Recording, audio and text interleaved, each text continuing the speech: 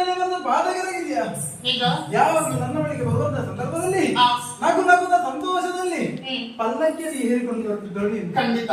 ಆದರೆ ಹಿಂಗಾಗಲ್ಲ, ಜೊತೆಯಲ್ಲಿ ಮಗನನ್ನು ಕರೆದುಕೊಂಡು ಬಂದಿದ್ದಿ. ಸತ್ಯ. ಮುಖದಲ್ಲಿ ಏನೋ ಒಂದು ಬೇಸರ. ಏನಾಯ್ತು ನಿನಗೆ? ಲಾಲಿಸಿ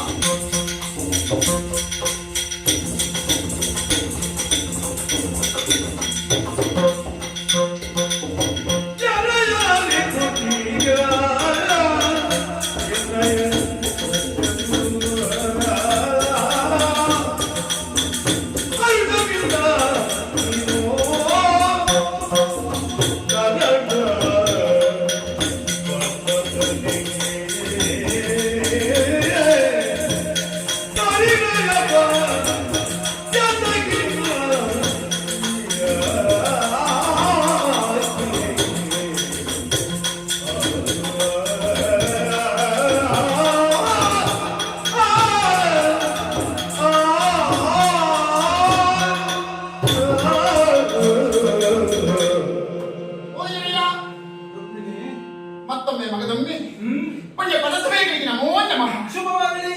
ನಮ್ಮಿನವರ ಪಾಲಿಗೆ ಗೃಹಿಸಬೇಕಾದಂತ ಪುಣ್ಯ ದೇಗುಲ ಈ ದ್ವಾರಕಾವತಿ. ಇಲ್ಲಿ ನಿಮಗೆ 8 ಮಂದಿ ಪಟ್ಟದ ಸೇರು ನಾವು. ಅವರಲ್ಲಿ ಹಿರಿಯಳಾದಂತ ರುಕ್ಮಿಣಿ ನಾನು. ಯಾವತ್ತೂ ಕೂಡ ಸತ್ಯರು ನಿತ್ಯ ಸುಖಿಗಳಾಗಿರಬೇಕೆನ್ನುವಂತಹ ಉದ್ದೇಶದಿಂದ ಬೇಕಾದ ಸೌಕರ್ಯವನ್ನು ಒದಗಿಸಿಕೊಟ್ಟವರು ತಾವು.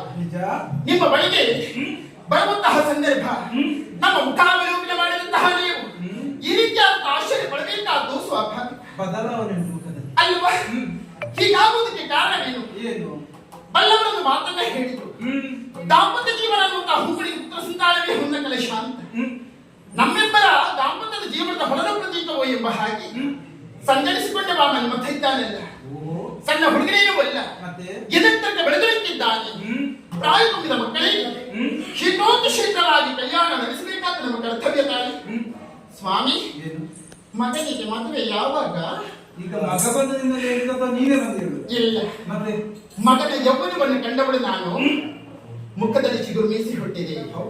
ಆ ವಯಸ್ಸಿನಲ್ಲಿ ಮಕ್ಕಳಿಗೆ ಆಗಬೇಕಾದ ಅದೊಂದೇ ಕಲ್ಯಾಣ. ಆಯಾಯ ವಯಸ್ಸಿಗೆ ಅನುಗುಣವಾಗಿ ಅವರಿಗೆ ಬೇಕಾದನ್ನು ನಾವು ಒದಗಿಸಿಕೊಳ್ಬೇಕಾದ ನಮ್ಮ ಕರ್ತವ್ಯವಲ್ಲವೇ? ಹಾಗೆ ಕೇಳಿದ್ದು ನಾನು. ಮಗನಾದ ಮಗನಿಗೆ ಮದುವೆ ಆಗಲಿಲ್ಲ ಎಂಬ ಚಿಂತನೆ ನನ್ನ ಕಾಡುತ್ತಿದೆ. ಸತ್ಯ. ಇದರ ಬಗ್ಗೆ ಯೋಚನೆಯನ್ನು ಮಾಡಬೇಡ. ನಿಮಗೆ ಮಾತನ್ನು ಕೊಡುವಲ್ಲಿದ್ದೇನೆ. ಏನು?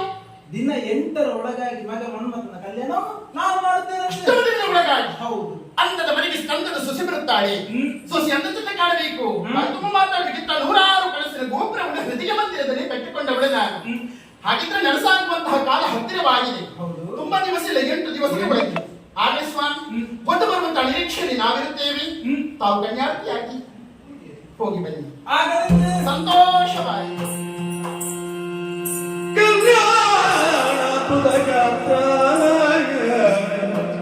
ಕಾಮಿದಾಸ ಪ್ರದಾಯಿನೇ ಶ್ರೀಮದ್ ವೆಂಕಟನಾಥಾಯ ಶ್ರೀನಿವಾಸಾಯ ತೇ ನಮಃ.